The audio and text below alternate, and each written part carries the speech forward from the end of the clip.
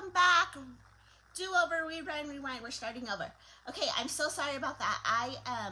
Tuesdays is also the day that my Elizabeth has her virtual check-in. Even though we homeschool through a charter, and so she has a virtual Zoom check-in.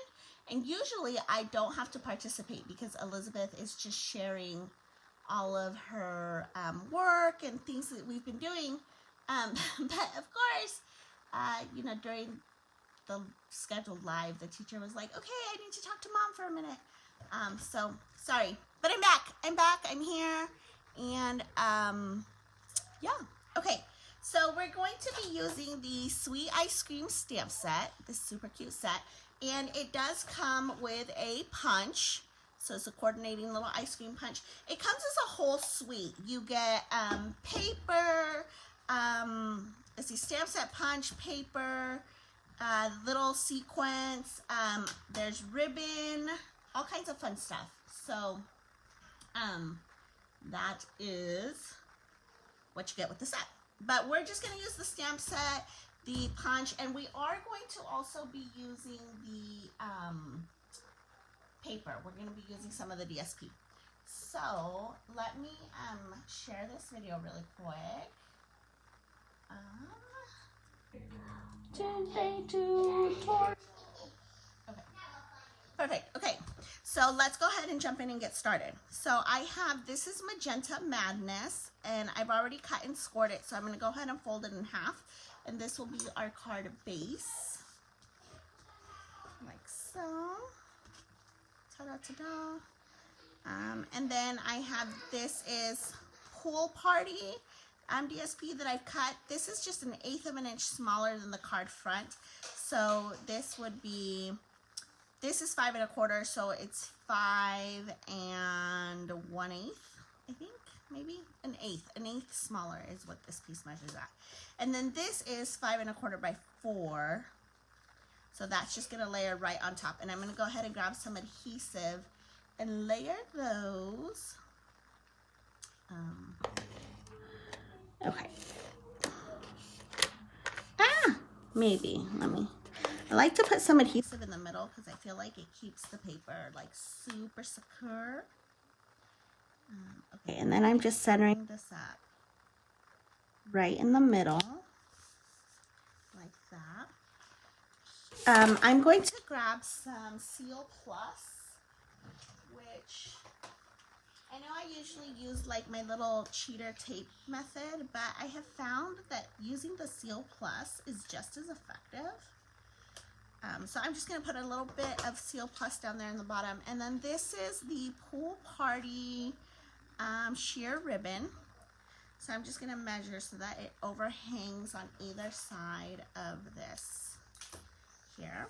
I'm going to turn this over. And I'm just going to measure it across here. Like, I want it kind of towards the bottom. Just a little bit off the top here. Okay, so we're going to make sure that it's pulled tight. And then that Seal Plus is just going to hold that down.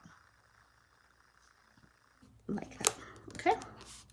And then I'm going to go back with my adhesive. I'm going to run some along the bottom, some along the top, and some in the middle. Okay. And then this I'm going to put right on the front. Maybe.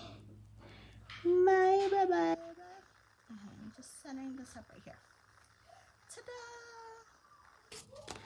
Okay, this, for some reason, my card did not fold exactly. This is why we have a phone folder, because even though we scored it in half, it was like, see how it's still falling like off just a little bit?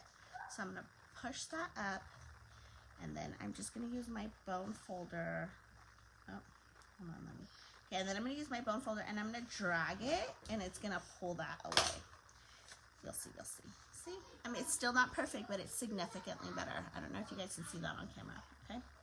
So then I have, this is just some regular white, and this is just a strip of the coordinating DSP. I just cut a little 5 1/4 by 1/2 inch strip. So I'm going to put some adhesive on the back of this guy.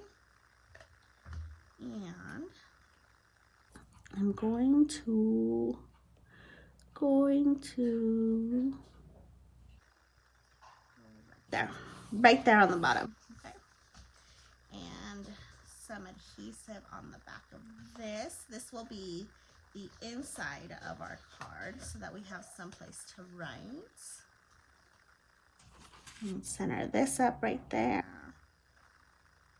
There. Woohoo! Okay. So also note my card is opening a little bit, you know, it's like, what is it? Oblong? Rectangle? I don't know. Usually they open this way. And then usually when I do this measurement, I make it open like top to bottom. But I thought it'd be fun to kind of do it this way. I don't know. Something different. Okay, I'm going to set that aside. And we're going to do a little bit of stamping. I'm going to start by stamping in this pool party. And I'm going to take the top of the ice cream here. And I'm just going to go ahead and ink this up. And then when using this one, I looked at my punch and you can see that the ice cream top is kind of sideways. So I'm going to stamp it right here on the bottom right, because that will help me like just put it right in here into that punch. So woohoo. Okay, trying to center this up. Okay, punch that out, and then I'm going to turn it this way. Close this one. We're done with this one. Let me use my chamois to wipe off my stamp. And then I'm going to use the same little ice cream top here. And I'm going to ink this up in the Magenta Madness. And I'm going to go ahead and stamp that there. And I think I did that wrong. So I am going to have to chop this. See, I paid attention for the first one, but I didn't pay attention for the second one. So if I had this together, I wouldn't be able to slide this in because it would hit this side. So we just chopped it so that I can go ahead and slide it in from the side. Okay, like that. And for our cone, this DSP is double-sided. So this is the side that we're using. This is the back side of it. And in that same stack, there's another one that has these ice cream cones. And then you turn it over and it has like this really cool little waffle shape. So I'm going to go ahead and use this for the bottom cone part. I just think that's easier. There is like a stamp with like a little waffle cone right here. So this is the waffle cone, and then this is like the waffle cone grid that you can stamp over. Really easy peasy. I just thought it'd be cute to incorporate some of this DSP. Okay, so I'm gonna go ahead and layer these. So I'm using my liquid glue, and I'm just gonna put a little bit up there, and I'm gonna layer this here. And then I'm just gonna do like a couple little drops here. Liquid glue is amazing. You only need a little bit. It goes a long way. Okay.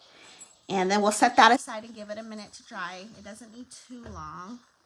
It does dry fairly quickly. Okay. And then we're going to take the same little scrap paper here.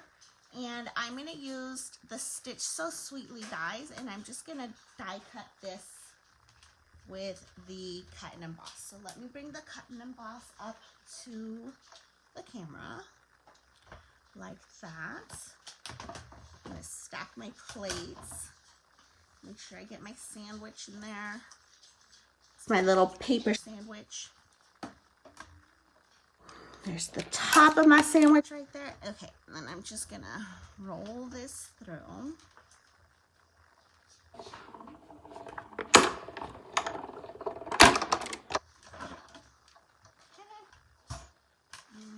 And this comes out right here. And look, it has like that really pretty stitching detail. I hope you guys can see it because it's absolutely gorgeous.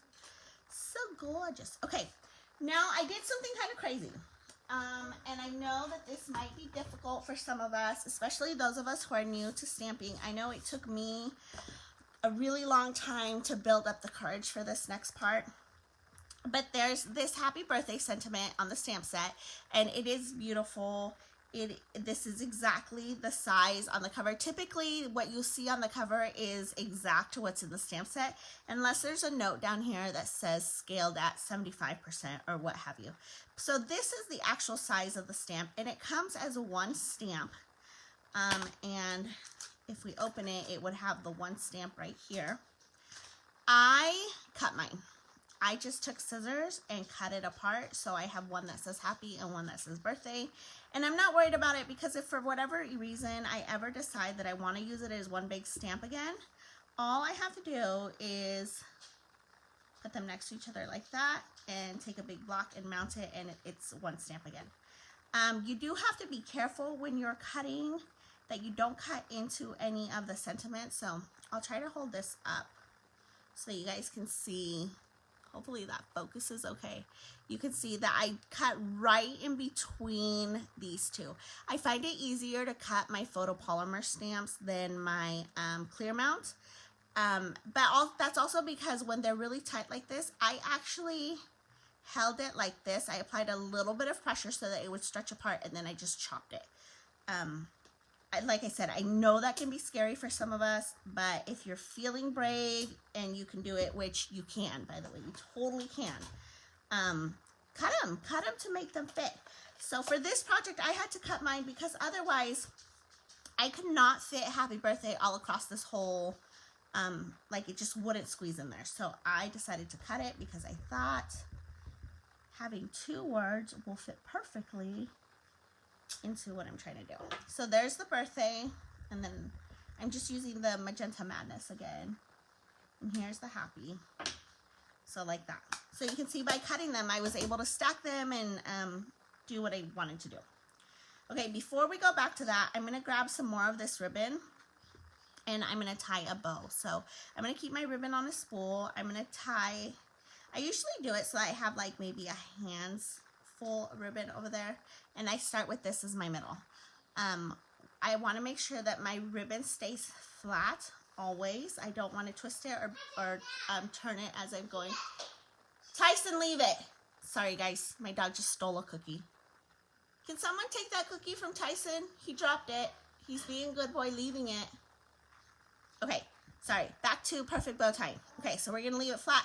I'm then gonna do one little loop here. Again, I didn't twist my ribbon in any way.